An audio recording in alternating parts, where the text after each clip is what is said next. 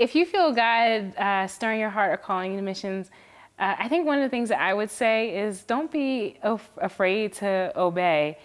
Something that I've experienced in my journey coming into missions is that living within the will of God is one of the best places to be. Even though it's scary and everything's unfamiliar, having his peace because you know you are in obedience and because you're within his will, it's a beautiful thing. I'm a single parent, and so when God was calling me into missions, I was like, absolutely not.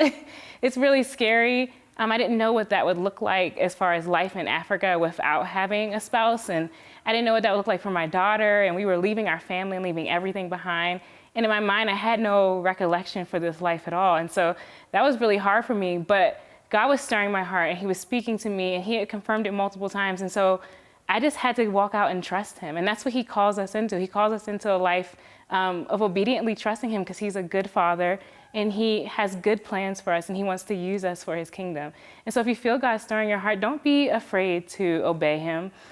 Even if no one in your family has ever been a missionary, maybe you're single, maybe you're another single parent, I can promise you that all of being in his will and the gloriousness that you get to experience there is so much better than letting fear hold you back.